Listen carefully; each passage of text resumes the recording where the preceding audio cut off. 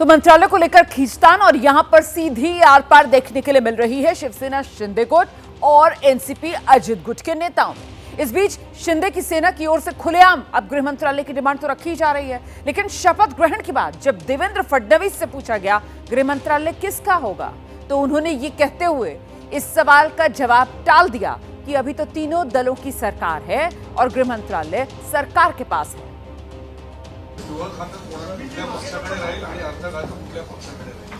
आता आम्ही तिघं मिळून ठरवू, आम्ही आता तिघं मिळून सरकार आहोत, त्यामुळे सरकारकडे राहील आणि सरकार चालवेल। सीधे आपको लेकर चलेंगे, हमारे साथ हमारे सहयोगी सूरज ओझा इस वक्त मौजूद है। सूरज, जिस तरीके की बयानबाजी शपथ ग्रहण के बाद देखने के लिए मिल रही है, उससे तो ऐसा लग रहा है कि मामला अभी फंसा हुआ है, खींचतान बढ़ती है।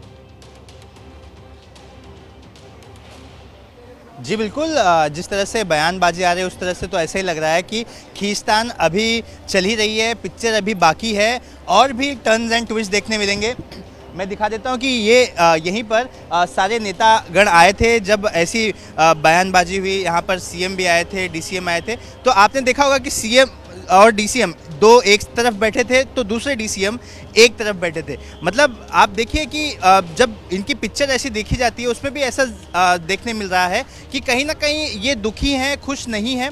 और जो नेताओं के बयान आ रहे हैं उस बयान से भी ये साबित हो रहा है, ये दिखाई दे रहा है। गुलाब राव पाटिल ने जिस तरह से कहा कि अजित पवार अगर नहीं आते तो हमें ज़्यादा फायदा होता, हमें ज़्यादा सीट्स मिलती, हम ज़्यादा सीट पर जीतते। वहीं पे अमोल मिटकरी कहते हैं कि गुलाब राव पाटिल हमेशा ही इस तरह के बयानबाजी करते हैं, अगर वो संभाल के नहीं बातचीत करेंगे तो इस तरह की बातचीत करने से मंत्रालय नहीं मिलते।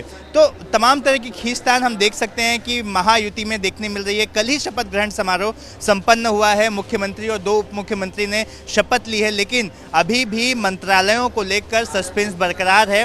किसको क्या मंत्रालय मिलता है इसे लेकर डेफिनेटली लॉबिंग्स भी शुरू है और इसी को लेकर आगे भी हमें टर्न्स एंड ट्विस्ट देखने मिल सकते हैं। लेकिन सूरज, जिस तरीके से देवेंद्र फडणवीस और उनसे जब पूछा गया गृह मंत्रालय किसका, इसको लेकर उन्होंने भी सीधे तौर पर कोई जवाब नहीं दिया। बोले कि तीनों दल सरकार में शामिल, गृह मंत्रालय सरकार के पास। मतलब बीजेपी भी कहीं अंदर ही अंदर इस बात को महसूस कर रही है कि गृह मंत्रालय को लेकर जो दावेदारी एकनाथ शिंदे की तरफ से की जा रही है, कहीं उस पर बात बिगड़ ना जाए।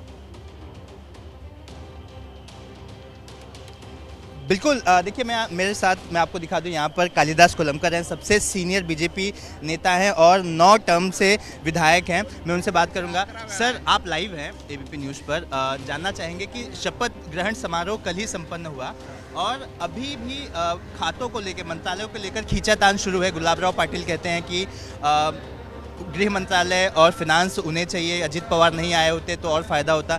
इस तरह की बातचीतें, बयानबाजी क्यों हो रही है? देखो, अभी सीएम साहब देवेंद्र जी बैठे हैं, ये जो प्रॉब्लम है वो अभी आज का दिन में वो क्लियर करेगा। इसमें कुछ ज़्यादा कुछ ये नहीं है, प्रॉब्लम नहीं है। अच्छा, ये सिर्फ दिखाई दे रहा है क्योंकि सस्पेंस बरकरार है कि मंत्रालय किसको कितना जाएगा।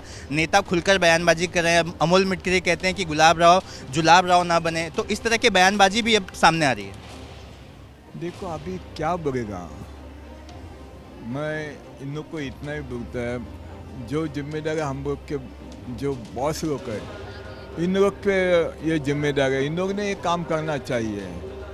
हम ज़्यादा इसके बारे में ज़्यादा नहीं बात कर सकता है, ये बॉस का जिम्मेदारी है, हर बॉस का। मेरा पूछने का मतलब यही था, आप सबसे सीनियर लीडर हैं, आपने जितनी बार विधायक बने उतना कोई भी नहीं बन पाया है आज तक, तो इसलिए ये सवाल था आपके एक्सपीरियंस को देखते हुए कि यही बात करता है। देखो, शिंदे साहब, अजित दादा, देवेंद्र जी बैठ के मिटाना चाहिए, इन लोग का काम है ये। हाँ।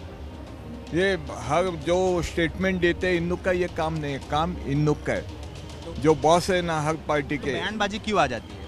वो इन लोग को ये करना, सजेशन देना चाहिए ना, बयानबाजी मत करो। इन लोग ने सजेशन देना मांगता है, मतलब अपनी तकलीफ कोई व्यक्त ना करें। देखो क्या मालूम है, जो बॉस है इन लोग को ये मिटाने का है, हाँ। वही मिटाएगा, ये स्टेटमेंट देने वाले नहीं मिटाएंगे।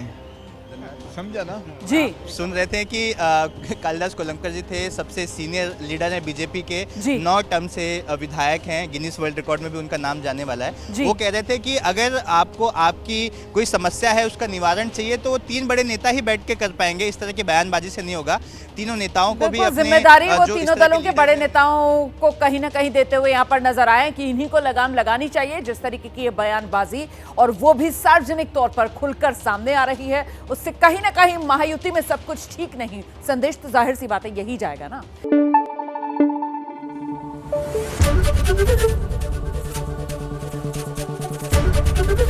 एबीपी न्यूज आपको रखे आगे।